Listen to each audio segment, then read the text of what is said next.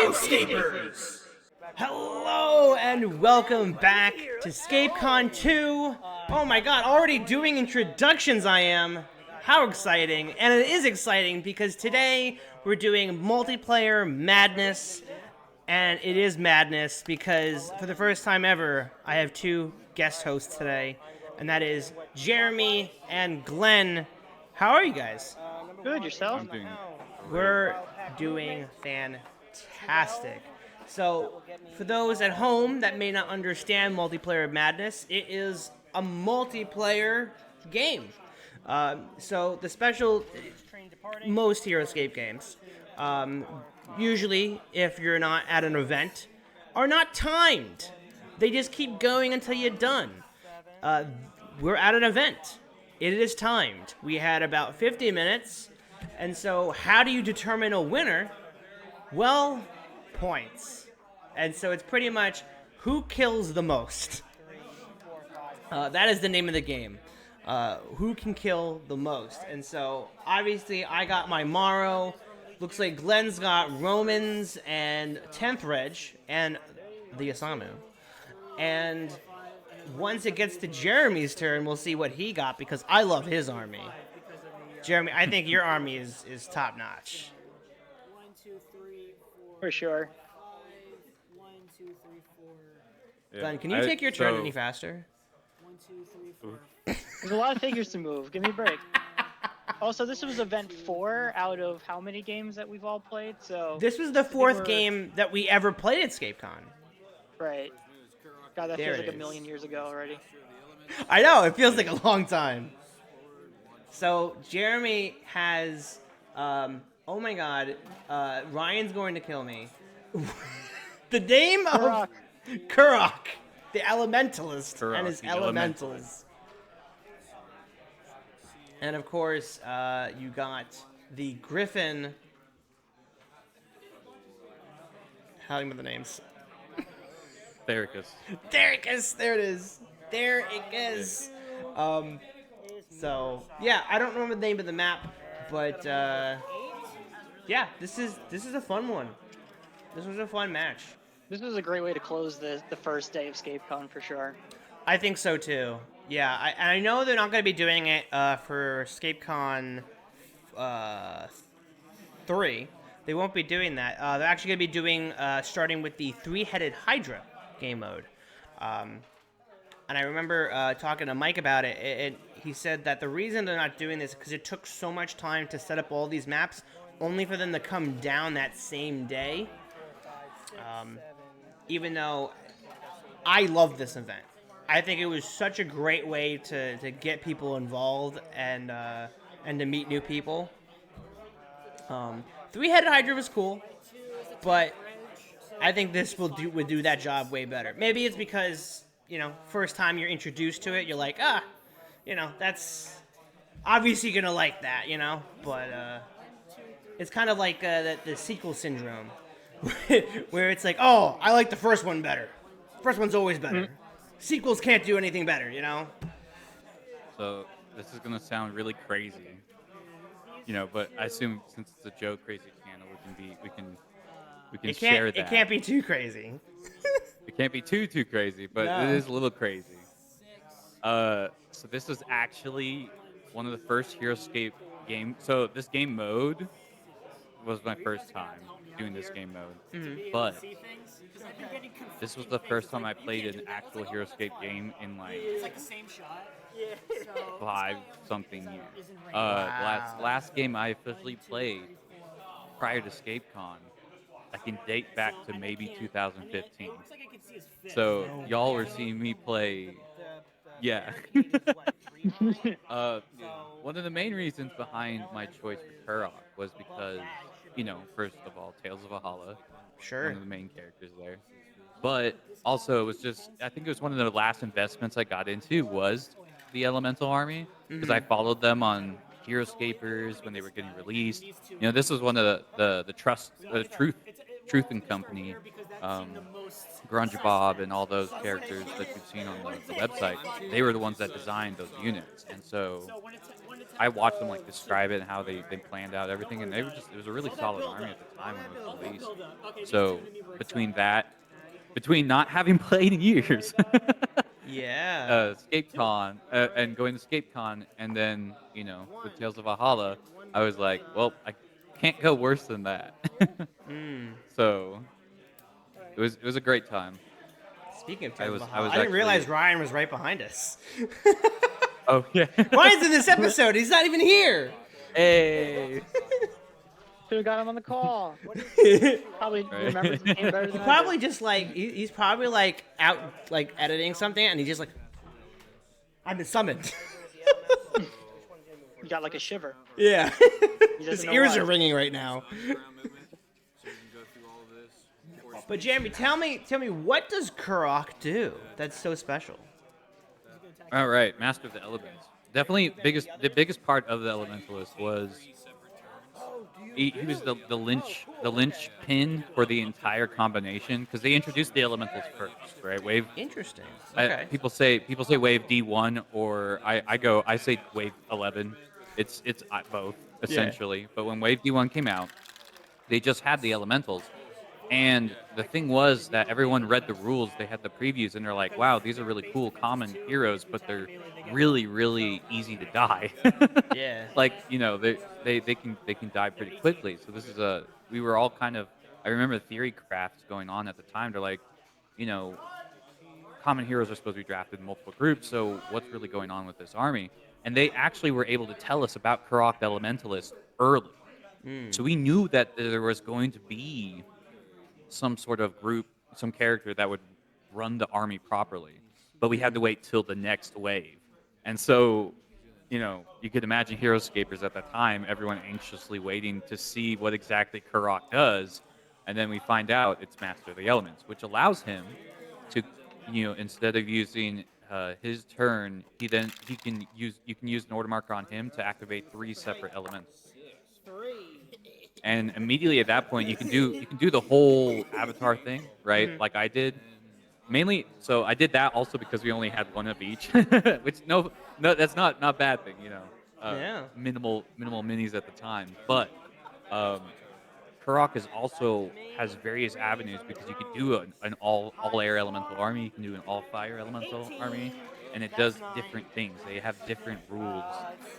Air elemental stop things from moving, fire elemental attack, does damage upon contact. It's like there's so many ways to play this army. It's insane, and I've not done all of them. I've done a couple combos, but I haven't done all of them. And I've always just used the full avatar thing. I've used all 4 elements. I've never got a chance to really play with just one element or just 2 of one element and something like that. So I've read a lot of people say that the Firestorm is insane, which is what that's a different game I played on Speedscape. I got to use the Firestorm because of the prize. They were giving out fire elementals as prizes, and I was able to win 2. So I used Firestorm during Speedscape, and that destroyed. That was crazy. I still feel bad about that, because that was such a scary army to see. But yeah, TLDR, the Kurok has got so much potential, No, and absolutely. is really my favorite thing in terms of like what came out of the Dungeons and Dragons set, because I know that set wasn't really like taken to everybody, and I totally understand, right? Not everyone liked it when it came out because of the whole thing behind it. Sure. But this did showcase Grunge Bob, Truth, and oh my gosh, what's it? Dupuis. Okay. The people behind the Wizards of the Coast group, that design team, I mean, they worked really hard, and and this was one of those things they did, and I thought it was super cool. So that's why I was like, I still like them, because And it's a wonderful bit of ingenuity too, taking scopes Oh, that yeah. you already have and creating rules that don't feel like they're completely at odds with what already exists in the game. yeah, exactly. And not to mention, we as heroScapers are able to get new, unique model designs. Like the clear plastic they used for those elementals don't exist on the original models. Right. So like they not only did they give us this really cool, unique rule set and an opportunity to invest into the D&D franchise, they gave us. I mean, they were making D&D players buy heroScape because they wanted the cool looking fire one instead of the opaque one that came in the sets. And no, it was just a really cool opportunity to kind of um, what's the idea? Bridge the gap, I guess. Because Right. I remember the D&D units didn't really get a lot of attention or a lot of appreciation, but it was one of the times when I was really heavily invested in heroScape, more than I was back then, and so it was like my time to really get involved with the characters and see how they work. And yeah, I really enjoyed the elementals are just really cool. So Yeah, when Joe and I got back into heroScape, this was long after the game had been discontinued, so we weren't quite as like right, precious harder to with get. the brand when it came to D&D stuff. We just kind of thought that, oh, this is just the natural extension of where the game was probably going to go, and that seems Oh fine. yeah, yeah. See, I so I feel like one of those old vets because it's like I remember No, of course. back in the day when D&D was hated. Yeah, but you do bring up a really Uh, good point, though, because when it comes to the elementals coming out first, and then having everyone has to wait to see, or at least get hints that there is another character that goes with them, and you have this community on the edge of their seat, like, oh, who's gonna come? What kind of character we're yeah, gonna get? exactly. Because not even just for gameplay, but even it could be for the story as well. And so when like Glenn said, we had started getting back into the game after it's all been set and done, and so we didn't know what order of things came out. We didn't have that waiting feature. It was just like, what can we afford, and what did we want to That's play fair. with? Yeah. And so now, by the time, I don't know what kind of news we could have by the time this video gets out, but as of this recording, we know that Renegade Studios has picked up the license, or at least finalizing the license, to bring back heroScape. And now Yeah. we all know that, and crossing our fingers that it still is going to do that. But we could be in that moment where we could be on the edge of our seat, seeing characters slowly being released, and have this story element. Because if there's anything that I feel like the C3V is missing, is the story element. Because even though like there is somewhat of a theme for each wave, but obviously, I think the community has a hard time, and as of anyone, Jeremy, that it's you can how can you like officially, unofficially tell the story in continuation? Figure Right. bios. Well, yeah, figure Yeah. bios, but at least to tell their story of like how they got to Valhalla, not really in a sense of like the Right. war, and that was something that I never really thought about until Age of Annihilation, which was like, oh, wait. Oh, okay. They're. Oh, time is progressing. What? Yeah. They can do that. And they're walking through the yeah. implications of like the culture clashes and all these like different groups and civilizations being thrown in the mix together. Like they really thought through what things would actually look like in terms of world building. Yeah. Right. And the thing is, like, Truth, and the group that was working on the set at the time, I know immediately. I don't know if it was immediately. I'm probably quoting this wrong because it is an old memory of mine. But they went to form their own company pretty soon after the discontinuation of heroScape, and that's when they created Summoner Wars and all those games and stuff like that. And so, like, if anyone ever really wanted to get into the head of those game designers, the D&D characters were one of the biggest ways to do it because that was what they started off with, right? That's where they built Right. that foundation, and they were able to build a company out of that because they did such a good job, and they had such support from the work they did with the heroScape pieces here that they founded Flat Hat Games. I was like, I'm sitting there trying to think of the company name. I was like, I should know this because I was there. But yeah, Flat Hat Games, and it's just, I mean, you could tell, I guess, at the core of these characters, despite the feelings that community members had by the introduction of D&D units, they still had heroScape built into them. They still were part of the heroScape.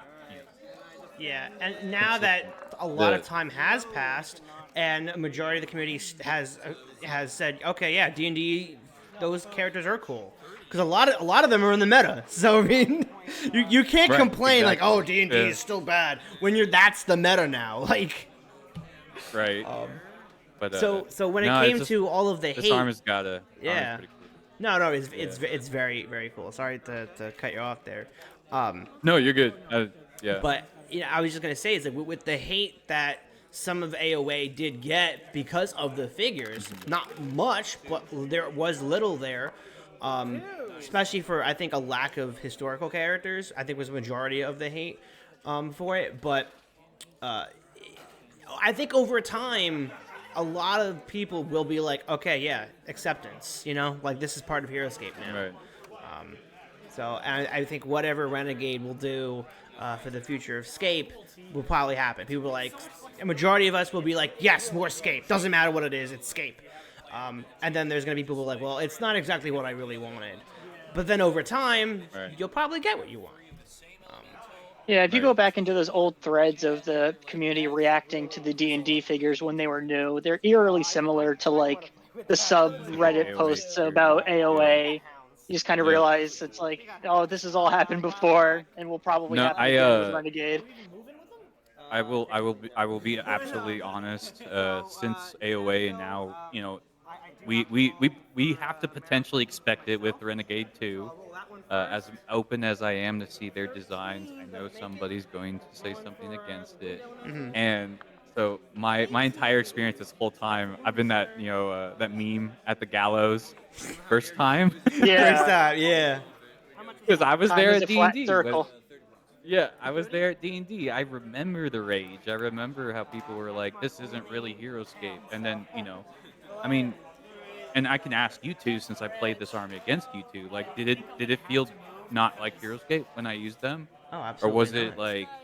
like did it meshed well with the set? It felt Oh, fantastic, absolutely, yeah. That's why I have a deep. That's why I trusted the AOA design, because I was like, if people who were there during this time and people that continued playing the game this whole time, the war council and stuff like that, if these were the designs they wanted to bring into the game, I'm down to try it all, because the previous design team, who was also heroScapers, were able to do the D&D stuff. Who knows where what horizons would open up with AOA stuff? Yeah. And C3V is also a good example of what happens when you open doors to various ideas. But no, you got to stay open. That's the thing. You got to keep those doors open. Yeah. And to be fair, I don't think I'm the right person to even ask that question, because I do tend to prefer builds that like bend the rules of the game. Like the prize, one of the figures that's not that was bad, though, I think. available.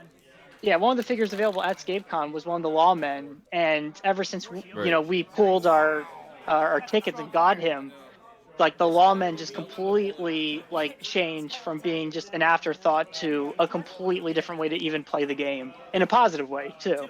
Yeah. It's not like it's gimmicky for the sake of being gimmicky. Like it's actually like strategically prudent to take an army like that because of how much they alter the way the game is played. Yeah, I mean, Clayton Pierce is incredible. I mean, you could move him and 3 other lawmen before you're even putting order markers. Like, Right.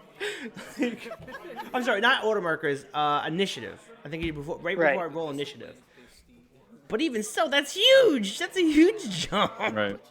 Yeah, and then shootout basically lets you treat them as if they are a squad, even though it's a bunch of common or it's a bunch of unique heroes attacking as one. Like it's just a fun army. But to go back to the fact of what is heroScape, is like look at this game that we're playing right now. We got literal fire and an elemental, a magic guy commanding all the elements, fighting a hive mind of aliens, fighting Romans and revolutionary characters. Yeah. What's more heroScape than that? Now that's the core reason the game is started with open doors, right? Like I remember.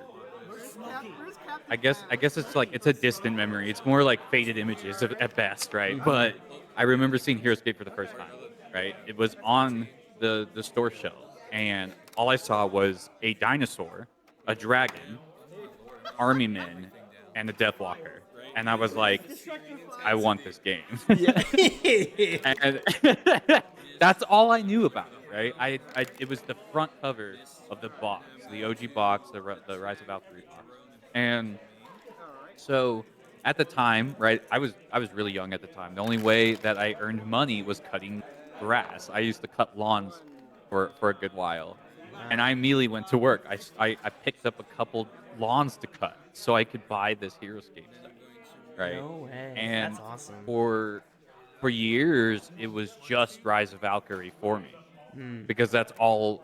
So I lived in Europe at the time because Oh, my okay. dad, and the only thing they had available was Rise of the Valkyrie. Hmm. And so I played all the scenarios with my sisters. I played, and I actually had a friend that lived down the street from me. He used to come to my house almost daily because when I showed him the game, he's like, "That looks great," and then we just started playing that, and we would play it all the time, and it was just this childhood experience of joy that that built me as a human because I was young, right? I was impressionable, and that game really impressed me. But that's all I did was just play Rise of the Valkyrie and I had no interaction with an online community. I wasn't really on. I really didn't have a personal computer at the time, or anything like that. But this game, the OG game from 2004, like that just grabbed my brain because I mean, once again, dinosaur, dragon, and then you open it, army men. They got the Vikings, right? Mhm. They got this elf.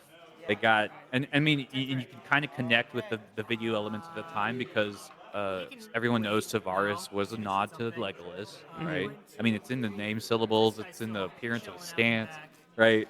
Um, so if you love Lord of the Rings, right, it got your attention really quick because you're like, that's Legolas, and Yeah. and people called him Legolas, like that was at the time. I mean, they were literally But fighting orcs too. Like it yeah, wasn't that yeah. subtle.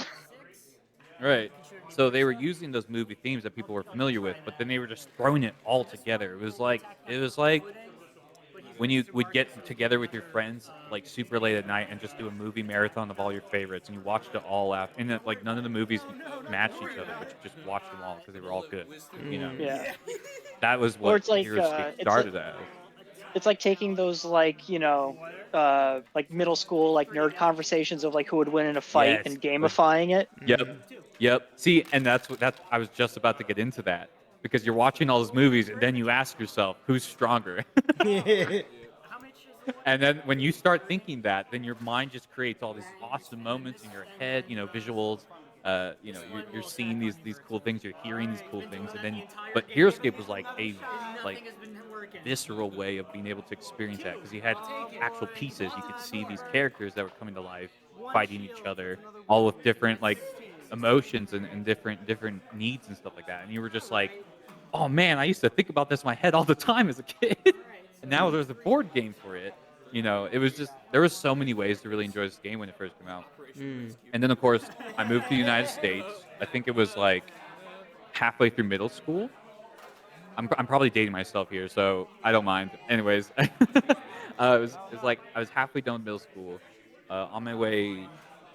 I think I had like 2 years left. 2 years left? I can't remember. It's somewhere around there. I come back to the United States, and that's when I get Orm's Return, right? Orm's Return was on the shelves, and my parents actually bought me that as my first birthday gift when we got to the United States. Okay. And so this is going to sound real funny, but we had just moved to the United States. Our stuff hadn't crossed the ocean yet, right? Oh. So I was sleeping on the floor for a couple weeks, waiting for my bed to get over. Oh. I had nothing. I had nothing in the house. And so it was just what we could buy locally, like a pillow thing on the floor, whatever. But I had HeroScape because my parents bought me Orm's Return because my birthday had landed like literally a couple weeks after we had just landed back in the United States. What So a memory. yeah, like HeroScape is really personal to me because it's just I've had it for so long. And it was just always that thing. It was like every time I have a friend come over, they're like, "What's that?" I'm like, "You want to play?" And the way I've been able to meet really cool people, I've been able to run local groups. I ran a heroScape game at a convention uh, once, and that was pretty crazy. It's just I think for me that's why I appreciate this game so much is because it's so connected to my personal history. I can like network it into my memories and just I every time I played the game I enjoyed it. It was just always so fun, and it's a fun experience with friends. It's a fun experience with family members. It's really not that complicated, so the younger ones can play too, right? Which Yeah. is I think at the beginning that's what it was for, was to Sure. get kids to play with their parents. And I mean, if you can see it all the time in heroScapers, how many dads and sons, and how many daughters, how many of the second generation are Yeah. on the forums now because of their parents playing this game. Like Mm-hmm. that's the way it was designed, and it's just a really cool game. So that being said, y'all getting into the Renegade Game Studios and hearing about the new announcement, just remember this game will stay in your memory forever. Yeah. At It least has something for that me. if there's anything that they need to know, it's keep that in mind. Like, Yes, sure, the like nostalgia is even powerful. yeah, like look, I'm talking to you, Heroescape community. I get it. It is a Yep. hardcore, strategic, like, strategy game. I get it. But it is still a kid's game, and it's toys. But there Right. is a really good game to it. Like, I get that. Like, I just want people to remember what we are still doing here. Nothing Yeah, wrong it's with just like that, right. by all means. It needs to stay fun. That's the whole Yes. point of it. Yeah. It's why it was created. Craig wanted to give us a cool game to have fun with, Mm-hmm. and I mean, as far as I know, I continue to have fun with it, and I just being able to introduce it to people and showcase it. Now that I've posted stuff about it on the channel. Mm-hmm. Like it continues to evolve with me as Yeah. I grow. As I experience things. It's like now I can show people why this game is so cool to me, and Renegade Game Studios picking it up is it continues the ships continues to sail forth. To brighter shores, uh, especially with the whole thing with they're saying that it won't be crowdfunded. So I mean that's all I needed to hear right away. Yeah, pretty Right. much. Like, They that's have the already money. like 110 times better. I'm So, I'm not mad that like okay I think my feelings are summed as such. I wish it didn't have to be crowdfunded before because it didn't deserve to be crowdfunded before. You know what I yeah. mean? Yeah. Like it Yeah. deserved to be picked up as official product. And if Hasbro isn't able to do that without crowdfunding, I think Renegade Games through this partnership is a good answer to address that lack. Even though I have my other feelings regarding it, Sure. it's a cool compromise. I'm like, you know what? If you can license it out to a separate company, boom, let's do this, right? Yeah, at least you And know it's not like market research masquerading as a product launch. right, right, because they've realized now how much we love this product. They constantly tell us that. They're like, yeah, we know you like this. I'm like, yeah, we do. Yeah. I could talk hours about this game.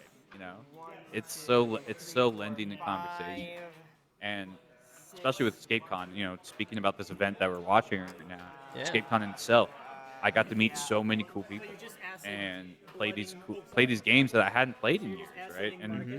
as I don't know if I probably didn't throw much of a challenge, because it had been a while. But I didn't feel too pressured to like, especially when I lost games during ScapeCon. I understood why I lost them, if Yeah. that makes sense, Yeah. and it was easy to learn from. I wasn't like frustrated at my. It wasn't like a constant string of losses either. Like it was, I Right. had wins too, and I had opportunities to learn from those things I would have done better in the next game, things like that. It was a really cool experience overall, being able to go to this event and meet up with everybody and be like, hey, yeah, you remember that crazy lore guy from the forums? Yeah, that was me. Mhm. I'm the one. Like, I met somebody there who had printed out one of the webisode scripts, Mhm.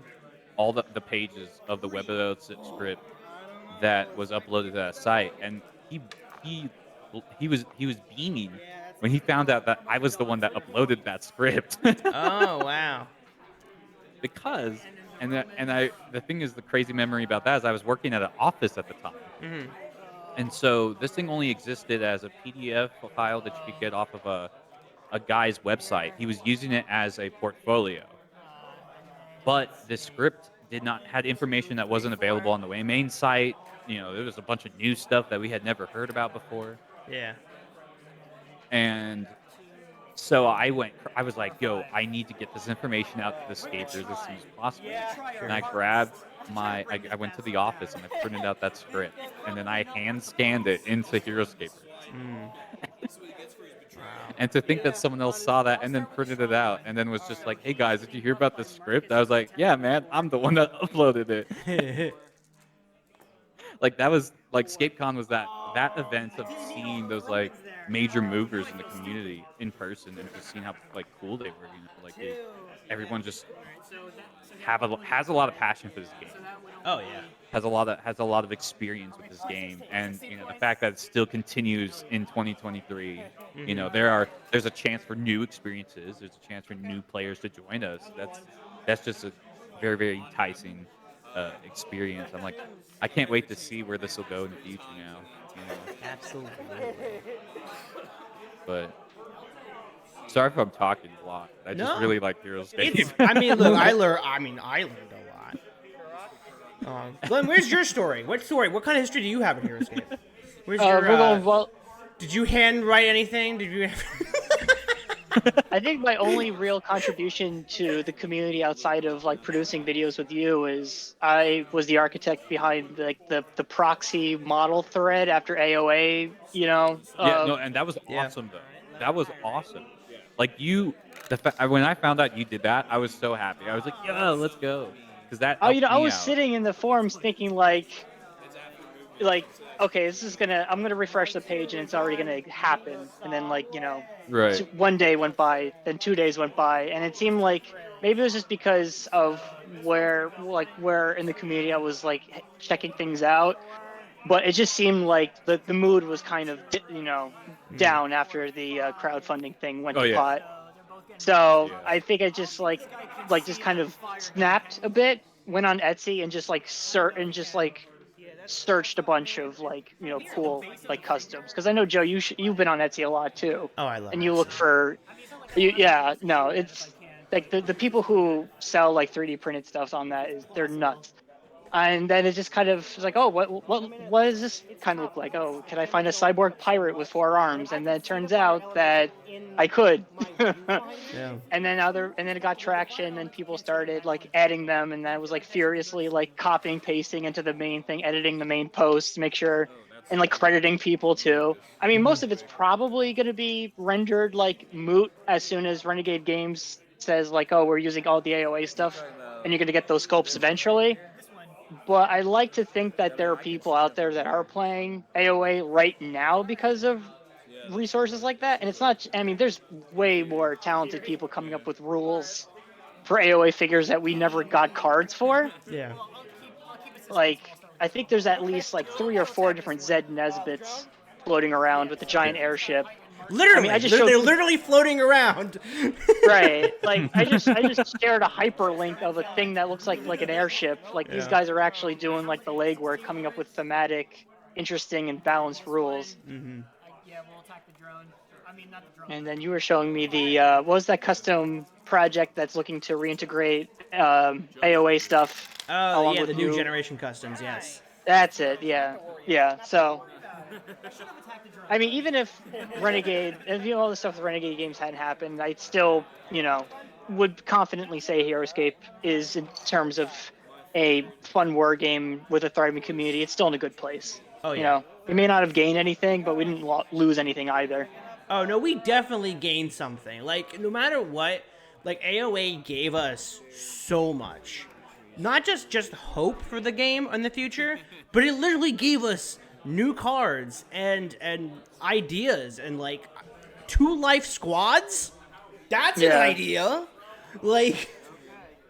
It also kind of galvanized like the fan base in terms of like, okay, well, if we can't rely on a company to keep this game alive necessarily, then it's got to be on us, which it always sort of has been ever since it went bankrupt, or not bankrupt, went defunct the first time.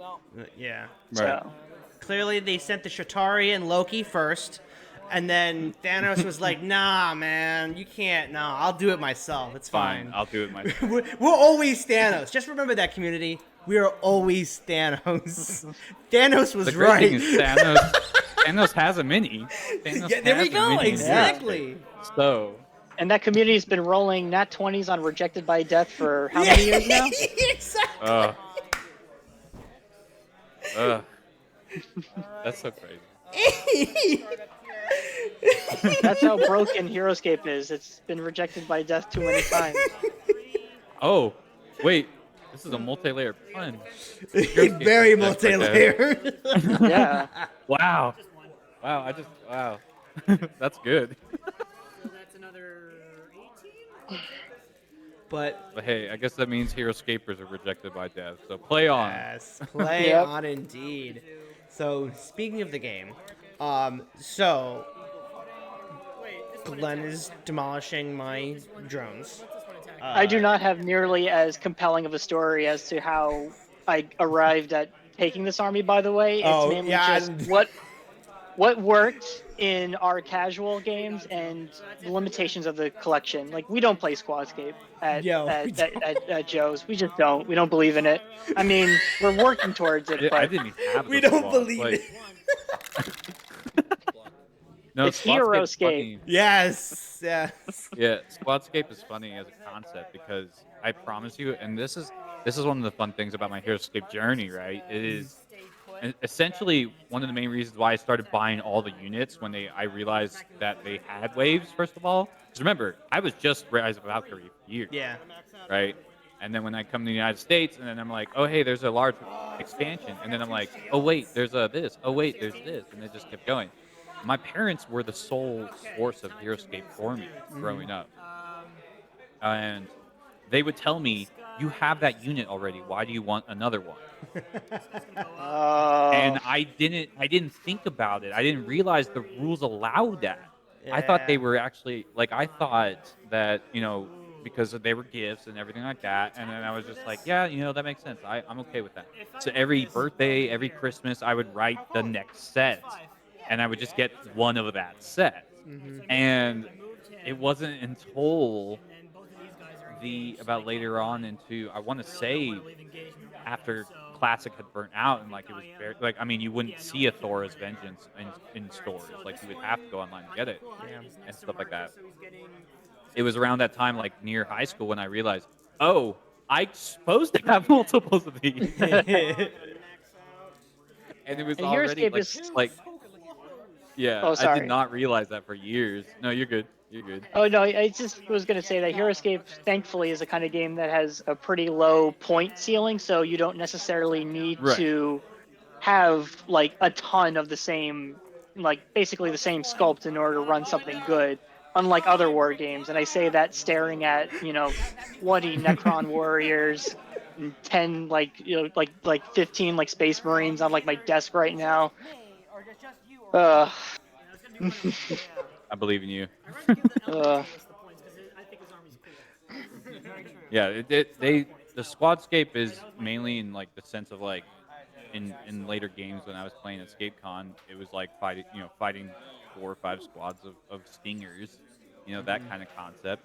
Which I am so sad that I have been trying to figure out for the life of me, and I cannot. Memory fails me here, but I don't know where my Zelric went, and I'm so upset about that because Zelric is so expensive, and I'm like, why did I lose one of the most expensive characters? What am I? Wow.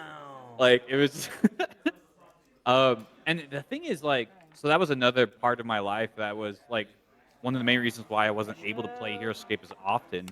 When I was a kid, I did it all the time, but when I was like young adult era stuff like that, right? I was moving a lot. Okay. And so my HeroScape was always in boxes for a significant portion of my early 20s, you know? Like, I couldn't really get into it because it would be like, I would stay like a couple months and then we would have to move again.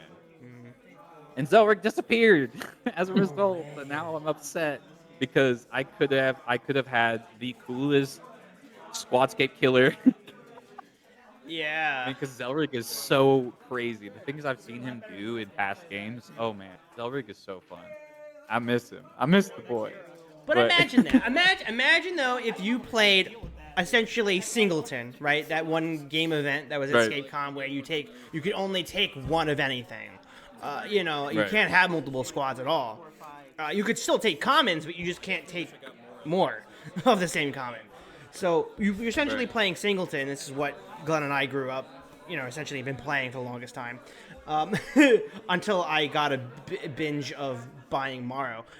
But imagine So playing you are mind Zelrig. shackled. Right. So imagine playing Zelrig, and you're like, this guy stinks. He doesn't do anything. And you're like, and then you come to ScapeCon, you talk to everybody, use Zelrig, and you're like, oh, I've been using this around this entire time. It's just- Zelric was realize- designed. yeah. Yeah, Zelric was designed for beating up Squadscape. Yeah. That is for sure. Well, it's a good thing that they realized that at some point that was a viable competitive strategy and designed something to work around it. Right. And then they eventually created an additional option because I think at the time Aquila's Alliance wasn't hard to get when it was released because I don't remember the exact time span that I grabbed it when it first came out, but I was able to get one of the sets, and then when the D&D wave started releasing, they introduced the Red Wormling, right? And the Red Wormling is supposed to be like a discounted version of Zelric because it has Yeah. a very similar ability that Yeah. makes commons roll one fewer defense. Now, it's not the same potency as Zelric, but if you throw out, you throw out the Wormling bonding, which allows you to move two Wormlings an order marker, right? You can easily, commit similar resources, and all of a sudden the Squadscape's melting to a mini force of red dragons, and which was always funny to me because people are like, "Why are baby dragons scary?" It's like, have you played Dungeons and Dragons? Dragons in general are scary in Dungeons and Dragons, even their children. You don't mess with their children. Like I've played D&D before, and the babies are terrifying. Like, it's not. We don't discount the children.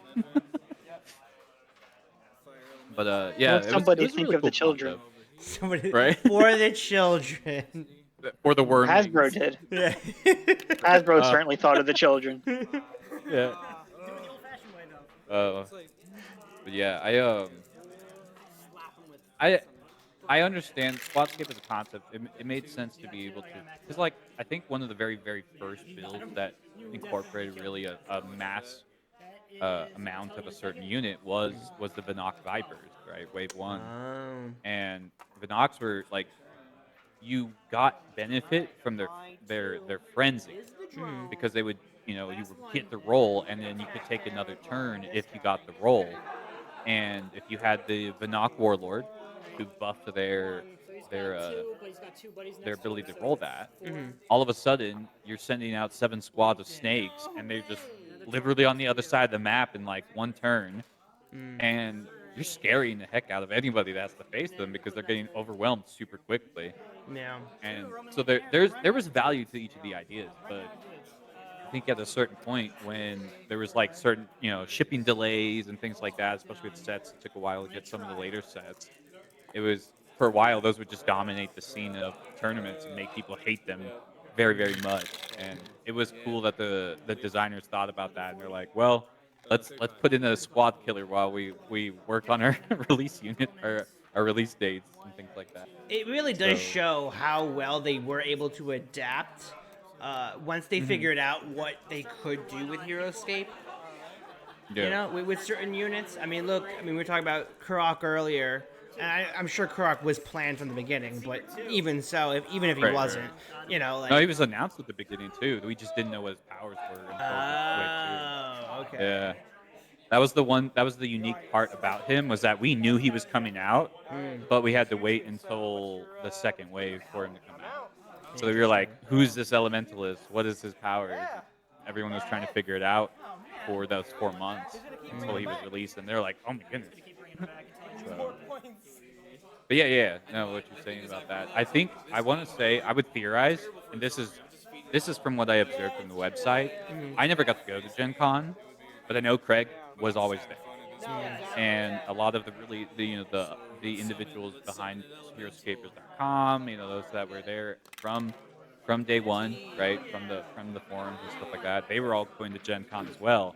And so they would have those experiences where they're just like, man, these rules are crazy. And because Craig was there, it was like there was a direct interaction between the game designer and the gamers. And it kind of built out from that public experience. So, like, Craig was always there. He was always he probably heard people get upset. I don't know. I don't know if that's exactly what happened, but I would imagine, if you're like, as a game designer, if you're noticing things that people are saying, like, oh, I don't really like that, things like that. It's a really cool thing.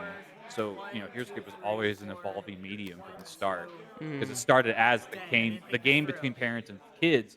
And then every time it got featured at Gen Con, every time it had tournaments and stuff like that, they were like, all right, let's add some more competitive stuff to it. Sure. And that's where we get those things, the fight, the squadscape, and all that. So. And it never had they never had to very cool release medium. like FAQs or like any major errata. There wasn't really much Right. power creep during the game's lifespan, which is like a miracle considering it was trying to be like a war game. Right.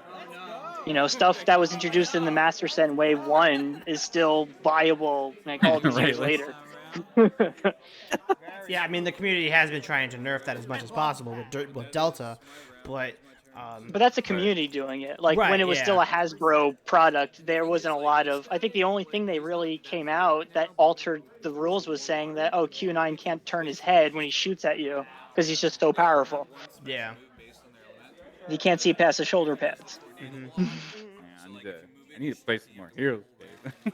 Right, and yeah, I mean, I know I've said it many times during these episodes, but it's like, and Glenn remembers, we were on the bus to go back, and I was just like, hey, I just played 24 games of heroScape.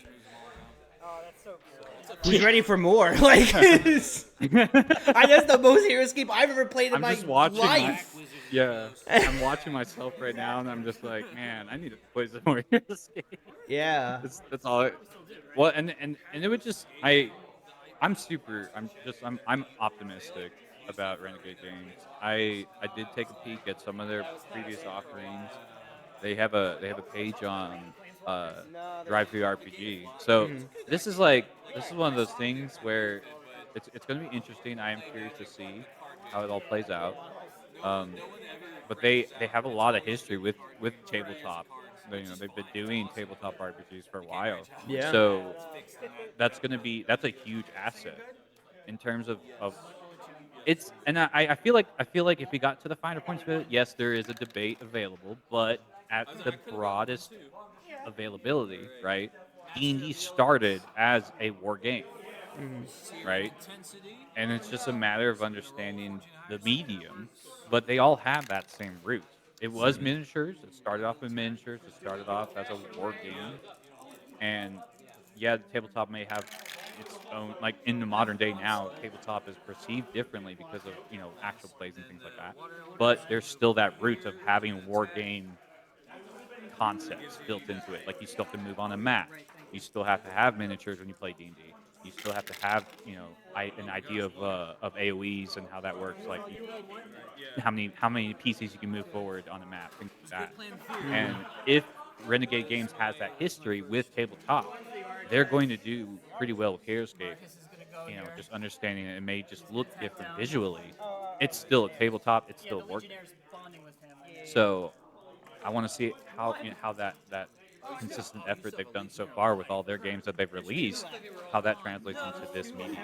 Like, what can they design as a result of that experience? It's gonna be really cool to see.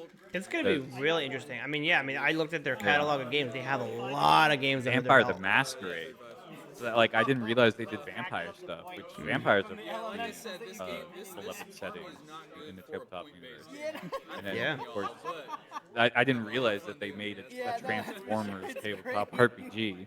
Yeah, they made that- GI Joe, Power Rangers. Yeah, Like, like they just take these IPs and great.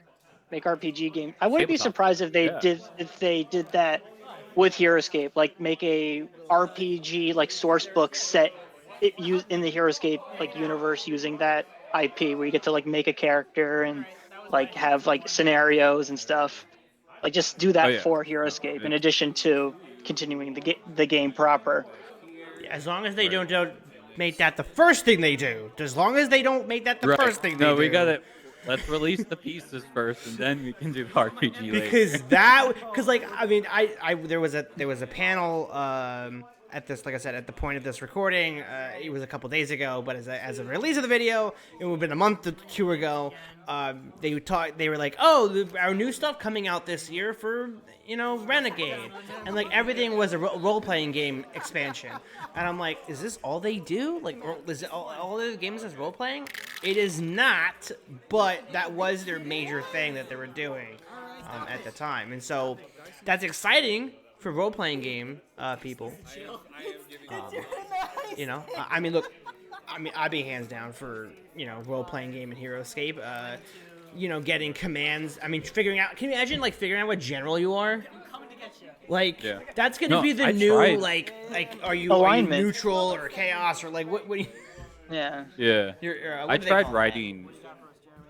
Oh, the alignments. The alignments. Yeah. Yeah. I tried writing something back in 2020. I ended up getting stuck.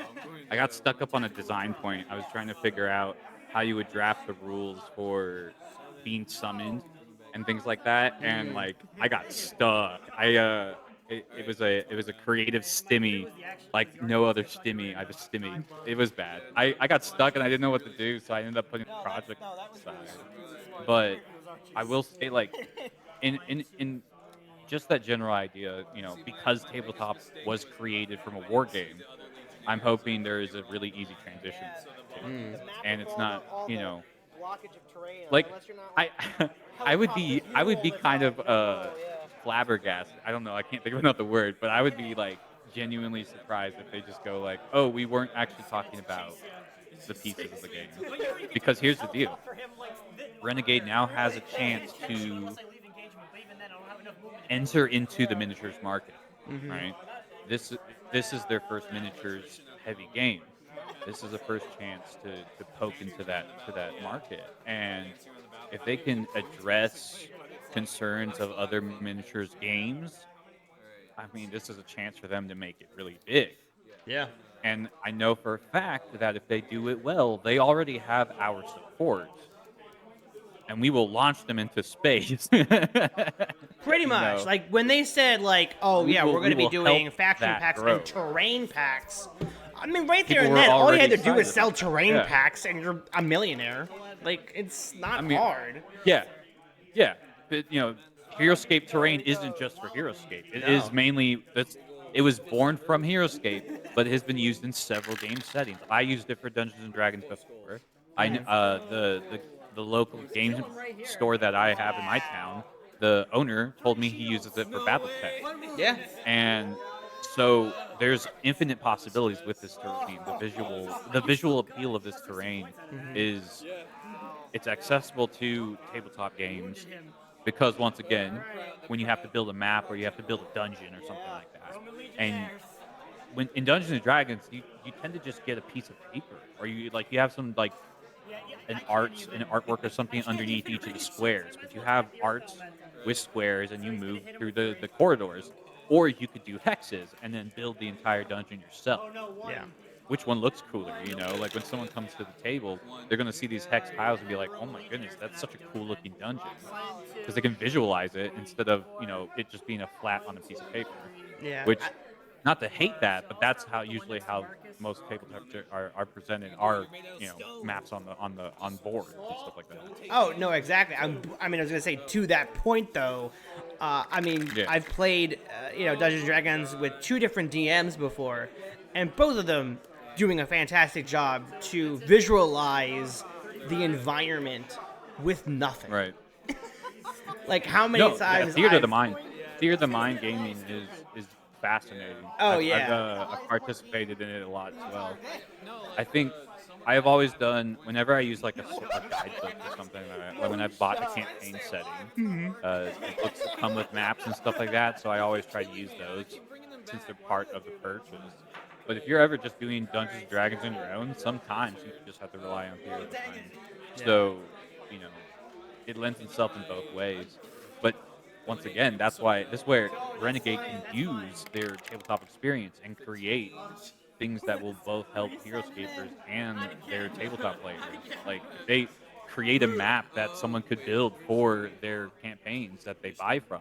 Yeah. I mean, it's a two-way street. You know, they're helping two communities out with one product. Yeah. It's awesome. It's a really cool opportunity, and I'm just excited to see where to take it. You know? HeroScape's gonna bring everyone together. Everybody. The BattleTechs, the RPGs, the HeroScapers, the Dungeons people. Yeah. We got past, present, future. We got aliens. We got monsters. We got Romans. We got Kurok the Elementalist. We got magic people. It's got everything. And speaking of everything, it looks like Glenn has traveled the entire map just to get to Kurok. Because I'm also realizing too, I'm out of the game at this point. I'm gone. I'm not even here. I should I was leave being the call. very annoying. No, I think in literally any other game, this would have been over a while ago. But because we were counting points, going into an army that can revive itself to give you opportunities to get points well beyond what you normally would be able to get. It wasn't exactly. I will be honest. Not doing math right now. I did enjoy being able to summon the elementals back to help protect myself, but I didn't realize I became an infinite point farm. I mean, you played it really well. Like not just in terms like of strategy, but I think you're also really much on theme with like your wizards, like summoning his minions to like defend him while the Romans chased you through the woods. I still have my I know I'm done, but it's battle of attrition. Yeah, I mean, it's just crazy. This. We'll attack the fire elemental. I guess Michaela cleaned up shop. Where are these rolls like 3 games ago? No. Wow, nice job. Oh yeah, that's another thing, by the way, for all the listeners of this episode. Let me tell you something. You could be the best HeroScaper ever, and still whiff your rolls. Yep. And so Oh, my plans are ruined. the game is never determined by what you build. Like that is one thing I've always about the game, is that like even when I played against my sisters would beat me. I would beat my sisters. And you know, when I played against my friend, I would beat my friend. My friend would beat me. There was always an opportunity for an exchange of hands. It was never a matter. Like skill is a very big part of it. Reading the cards, understanding how your cards work, understanding the point system, right? But there is still a chance that exists in the realm of infinite possibility, and that's what makes this game like the playability is always going to be there. I feel like you really can't get bored of HeroScape because the games are always going to be different no matter what you do. Yeah. And this die roll opportunity where you're able to like one shot something 3 times in a row or with every single roll, right? It adds that like fresh perspective, and it just gives that game more chance to be played because you're like, well, we got to resolve this, or I got to figure out what I did wrong, so we got to replay this. Yeah. You know, And things like for that. a game And that's meant to like facilitate you winning by tabling someone, I've never in my experience of playing this game ever felt like I was either on the giving end or the receiving end of just like a wipe. Yep. You know, it's always Right. come down There was to a always a handful chance, of models.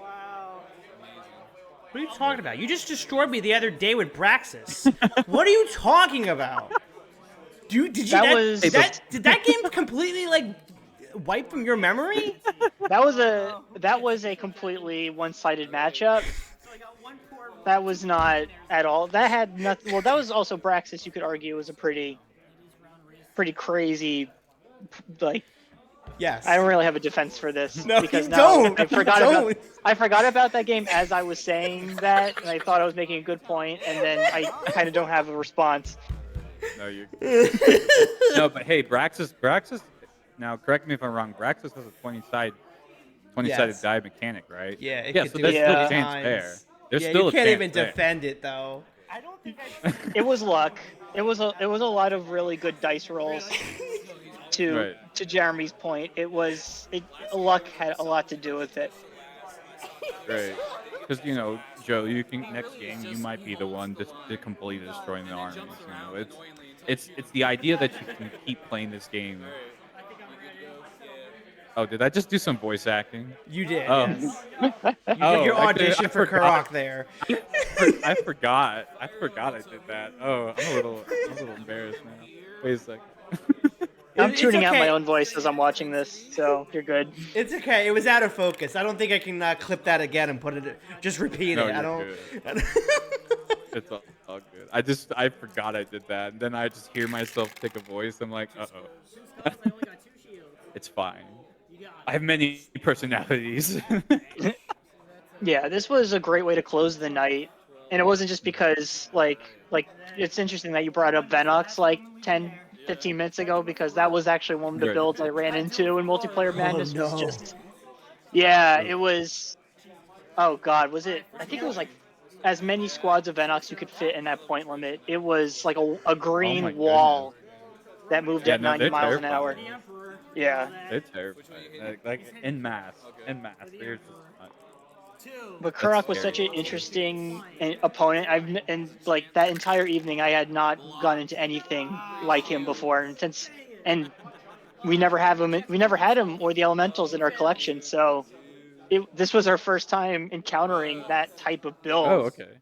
So it was awesome seeing it like in action and actually seeing it work because there have been a lot of times where like we get a figure on eBay or we get a proxy for him and like you get that new model syndrome where it's like, oh, this is going to be so cool, and then it just like does nothing or just gets shot off the table turn 2 or round 2. Yeah. But Right. like you held on like a limpet with Kurok and those elementals. It was such a cool game. Yeah, and I know I drafted Theracus specifically for the carry because I was like, I needed something to get out of bad situations. Because you do want to keep pushing Karak forward since it's based on visibility. You can't use Master of Elements if you can't see the elemental.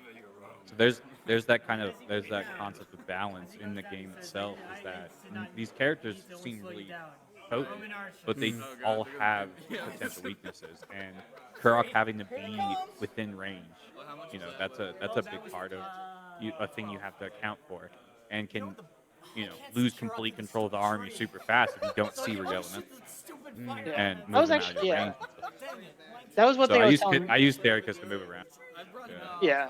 No, that's a good combo. That was just one thing I was telling Joe about. Is that one thing I really like about how heroScape does balance is that it doesn't just take a character with really good stats and just, jacks the point cost up. They actually Right. build in, inherent weaknesses into the rule set or limitations, I should say, in order to make it fair. So you're not just taking something that's just good at everything and that's your whole army.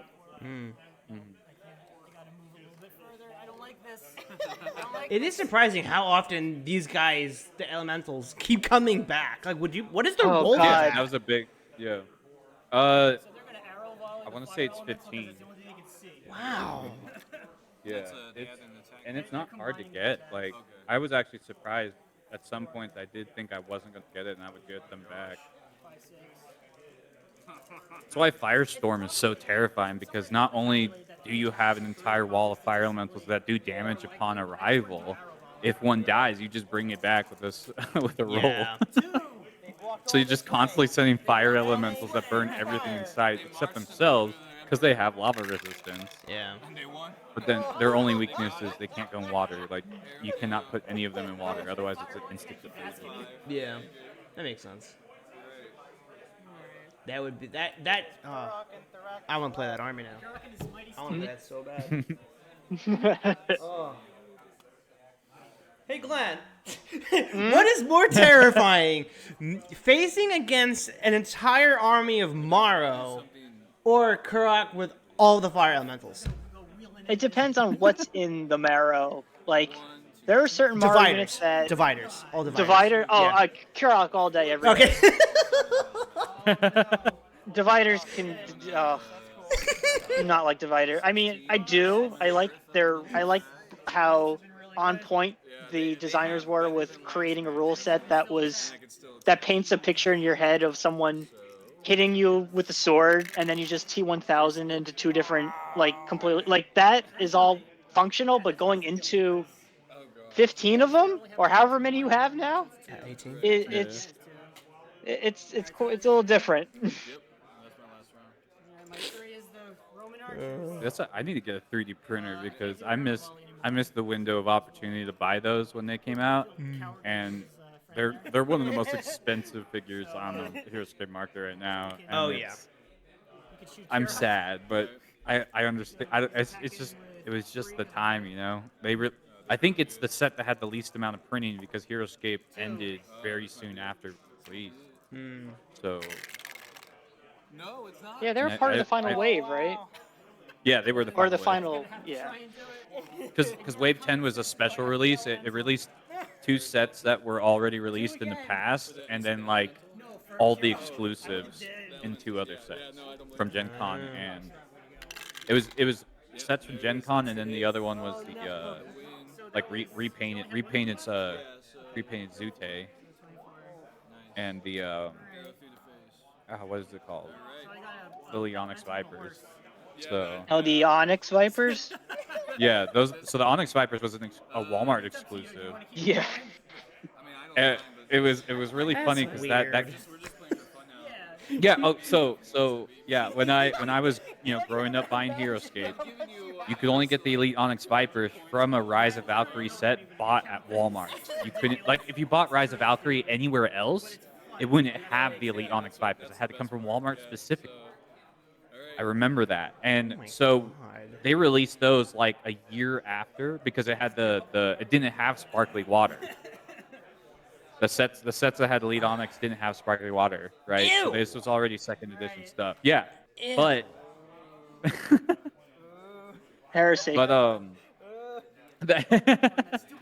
but you had to buy it from Walmart, and I remember trying to once again convince my parents, yeah, I need this set because it has the Vipers, and they're like, you're literally rebuying the set for 3. Yep. They're like, you're just rebuying the set for 3 characters. I'm like, but they're good characters, And No, you don't yeah, it didn't understand. Look at their It card. didn't work. In 10 years, these are going to cost $300. You don't I know. understand. See, none of us saw that this set would go out of print and then Yeah. suddenly become super expensive. Yeah. But yeah, no, I do remember never being able to get the Elite Onyx Vipers because of this weird Walmart exclusivity. And then they re-released it as a Wave 10, and that was super awesome too, because it was such an odd little business deal during heroScape's very first year that made, with my complications on my own end, it's like, yeah, I was never going to get that in my own possession. But thankfully, I got them through Wave 10. So, but yeah, that's very, very fun concept there. That was it for you, right? I think because it was like, Roman archers. if I remember all the exclusives, Walmart had the Elite Onyx, but Toys R Us, rest in peace, Toys R Us. But Toys R Us had the Volcarian Wasteland and the Flag Bearers, and you could only buy those there. And I couldn't buy the Flag Bearers because my parents were like, $20 for a figure. Little did they know. Yeah, it's like, it's got a flag, it's got dice, it's got a bag in it. No, that did not work. I mean, Nothing. I couldn't strategize a way to convince them that these were necessary purchases. it is. I can yeah. understand how difficult that could be, though. Right, I know. It's like I'm a kid trying to convince my parents to spend $20 on a single figure board game. Yeah. It didn't work very well. Yeah. I know some of the escapers who have those flag bearers or were able to get them. You know, they were already kind of young adults at the time, but I was still living in my parents' house. You know, I had to go by their rules, and missed out on a couple pieces as a result. But you know, it's interesting to see that we can now just like print it. That's the big thing. Is like we now, you You know, can get we your have a Zelrig chance to back. get those pieces. I can get my Zelrig. Yo, I saw Zelrig. Okay, relevant to the conversation. I saw that Zelrig at ScapeCon, and never had I wanted to work so hard towards a prize plus learn how to 3D print than I did when I saw that. Because that looked so close to the like. I mean, there was a slight coloration, but it's not even that big of a deal. Not even that big of a deal. It was just it looked so good. And then when they told me they 3D printed that, I lost my mind because I didn't think 3D printing could do that. Wow. And it made me want to 3D print so bad because I was like, that was such a good looking Zelrig at ScapeCon. Now I'm about to do something very cruel. Run. No. So, The MVP. Yeah, I mean, Oh, that's right. You lasted the long. You technically Yeah. won. You technically won. Technically But the won. point, yeah. Based on being last alive. I'm pretty sure. I think Glenn won based on points. Yeah. I stopped writing points down at some Yeah. point. I Yeah. kind of gave up. Yeah, you're just taking everybody out. Because we were So just playing easy. for fun at that point. I think. Oh Yeah, yeah, yeah. no, yeah. We had already submitted. Yeah, that was the only thing that. I mean, I do like the point system. I think that is still fun, but like competitively. Fun way to mix up your games. Yeah. Yeah, but competitively though, it's like I'd rather just play to the end at that point. Like. They should Right. really work in like a point boost to whoever is the last one standing. Yeah. Right. Like give them like an extra like 100 points or something, just to prevent something. I don't know. If that does happen, because you have to realize it is timed. I don't think Right, we went it to was- time. I No, think well- we just kept going. Multiplayer. I think it was the last match wasn't. Yeah, I don't This think it was was the last match, right? Yeah. 'Cause the others were because they had to go through the cycle, all the remaining tables. But that was at a certain point they were just like, you can keep playing if you want. Mm-hmm. Just report your numbers before you leave, kind of thing. Yeah. But yeah, this was a fun game. Yeah. Yeah, it was was just definitely glad that one I- of many highlights. Yeah. I was just glad I still knew how to play. I mean, yeah. I mean, you did it. You definitely did it. You know, like Glenn said earlier, like you were able to manage Kurok and all the elementals for a long time. I can't believe how many times I watched it. He kept bringing them back. Like, wait, Earth Elemental again. Oh, Fire Elemental again. What? Water? What is going on? Like, oh my God. He just kept coming back. Yep. And to think we waited 4 months to figure that out, because I'm pretty sure Wave 2 came out 4 months after Wave 1 did. And we were just like, what is it going to do? What is it going to do? And then Kurok comes out and everyone's like, oh. So, pretty cool. Very interesting. And it was just nice to rep Tales of Valhalla for a little bit too. You know? Oh yeah.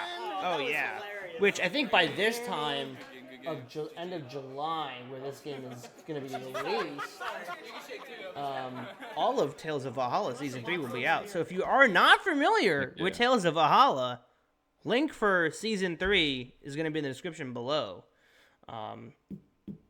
So that has already been very exciting at that point. But yeah, I think we could wrap it up there. Glenn, Jeremy. Oh, real quick. Go ahead. It's an 11 or higher.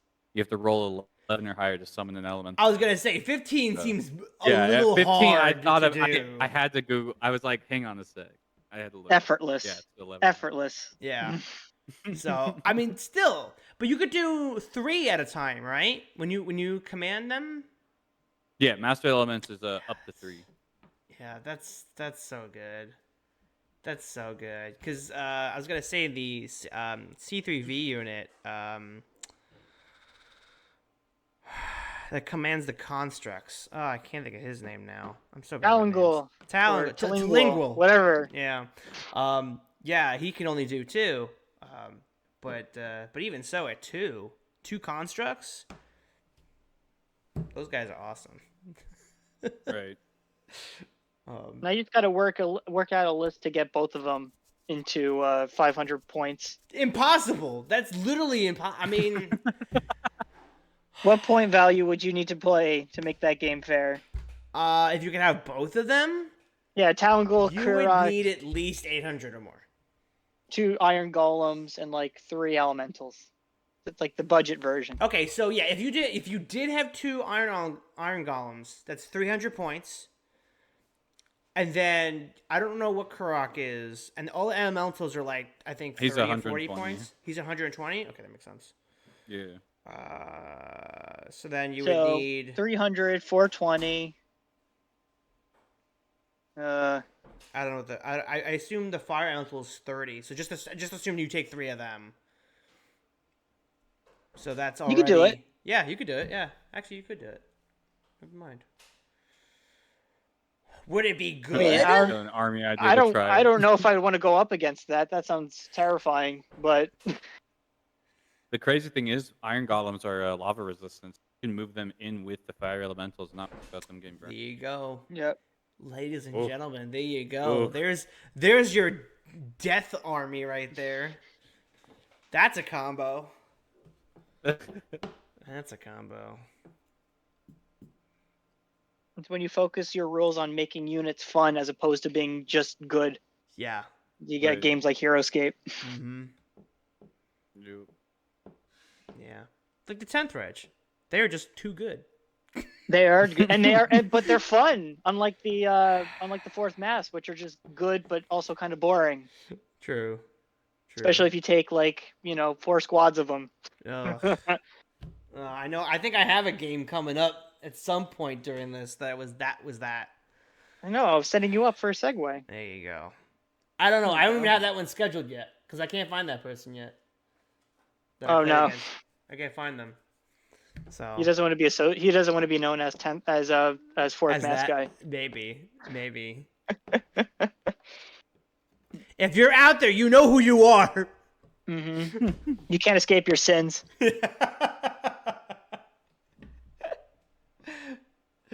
All right. Well, fellas, thank you so much. Jeremy, shout out the things that you do, because I know you're out there on the YouTubes and the Twitches.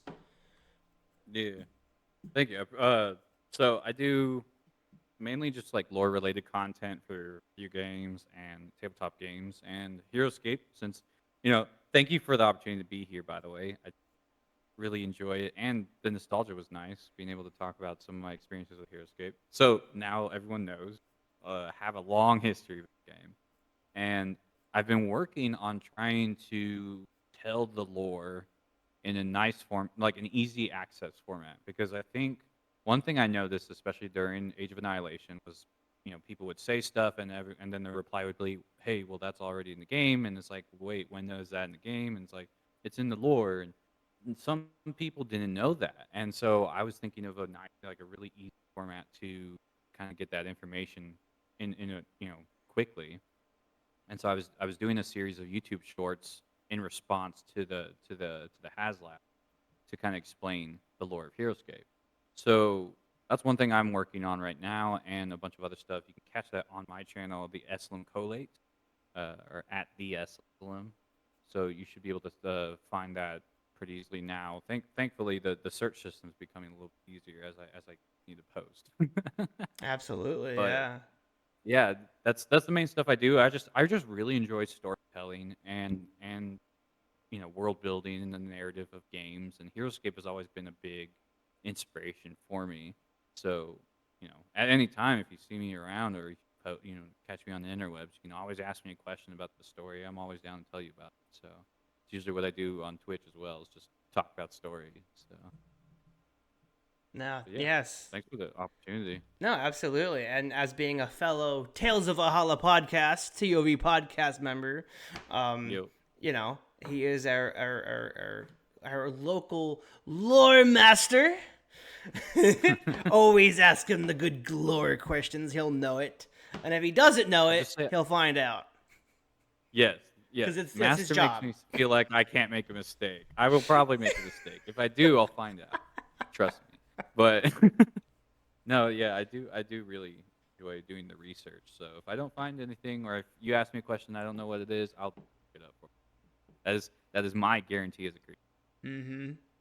The lore is in good hands, The lore is in good Appreciate hands. it. Thank you. thanks to the efforts of the Scroll Keepers, Yes. the Tales of Yeah. Valhalla. They're like Franciscan monks transcribing, like a miniatures game onto like nice like leather Scanned bound I poems. scanned an entire webisode script into the internet. I've done the work. Yep. And if by chance you ever want to see more of Glenn, then you can check out Utz Cup and all of some duel videos, and there's more videos on the channel with Glenn and I, which we did most recently. We did a whole not scoreboard, but like we did an AOA wish list kind of thing. We did a bingo board. I Bingo remember board, that. that's what it was. Yeah. Yeah. Should we make a sequel to that? For Yes, the Renegade bingo board. Yes. Yeah, you have We have to you have take a keep look at- the tradition. Yeah, we have to take a look at what we got right and what we got wrong in our first prediction video and amend it to include some things. But the one I would definitely include right now is a heroScape RPG like source book if you want to play a role-playing game in that setting, knowing Renegade's track record at least. Oh yeah. Absolutely. But okay. Thank you once again to both of you guys. It's been a fantastic evening, and I hope everyone at home had an enjoyable and fantastic time. Let me know what you guys think in the comments section below about the game, about the history of our heroScape matches. Whatever you guys want to talk about, I'll be down there. I'll answer your questions, and if not, Jeremy will. So, if it's lore related, if it's lore related. Otherwise, I guess the other questions will go to me. But either way, I want you to not forget that I am not crazy. I'm Joe Crazy.